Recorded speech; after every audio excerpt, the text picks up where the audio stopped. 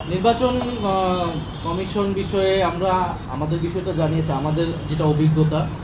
সরকার বলেছে এটা তো একটা সাংবিধানিক প্রতিষ্ঠান, তবে সুষ্ঠু নির্বাচন যদি না হয় এর দায় সরকারের উপরেও আসবে।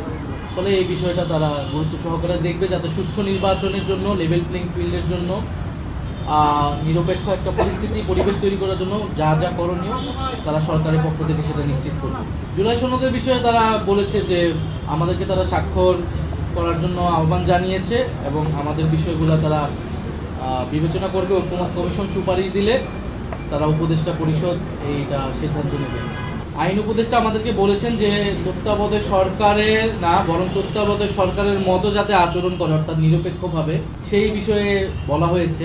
তত্ত্বাবধায়ক সরকারের বিষয়টা কিন্তু জুলাই সনদের আওতাধীন। সে বিষয়ে ঐক্যমত্য কমিশনে আলোচনা হয়েছে তত্ত্বাবধায়ক সরকার কিভাবে গঠিত হবে এবং কোন প্রক্রিয়ায় গঠিত হবে, সেখানে নোট অফ ডিসেন্টের বিষয়টা আছে। ফলে তত্ত্বাবধায়ক সরকার জুলাই সনদে আসবে গণভোটের পরে এই বিষয়ে আসলে চূড়ান্ত হওয়া সম্ভব। এর আগে তত্ত্বাবধায়ক সরকার যাওয়ার কোনো ধরনের আসলে সুযোগ নেই। ফলে এই কথা যদি বলে থাকে যারা, তাদের কোনো ধরনের দুরভিসন্ধি রয়েছে। আমরা ডক্টর মোহাম্মদ ইউনূস বা এই উপদেষ্টা পরিষদ আমরা মনে করি যে তারা সংস্কার বিচার প্রক্রিয়ার মাধ্যমে নির্বাচন করাটা তাদের দায়িত্ব, সেই কমিটমেন্ট নিয়েই তারা কিন্তু সরকার গঠন করেছে।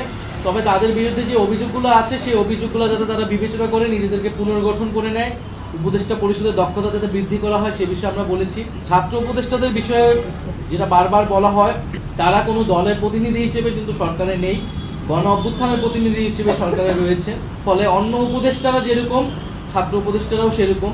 ছাত্র উপদেষ্টাকে যদি কোনো নির্দিষ্ট দলের প্রতিনিধি বা সংশ্লিষ্টতা হিসেবে দেখা হয়, অন্য অনেক উপদেষ্টাদেরও বিভিন্ন দলের সাথে সংশ্লিষ্টতা রয়েছে, রাজনৈতিক সাবেক ব্যাকগ্রাউন্ড রয়েছে। ফলে সেই বিষয়গুলোও সরকারকে বিবেচনা করতে হবে, কারণ সরকার যখন গঠিত হয়েছিল বিভিন্ন দলের রেফারেন্সে কিন্তু এই উপদেষ্টা পরিষদ গঠিত হয়েছে এবং তারা এই সরকারের ঠাঁই পেয়েছে।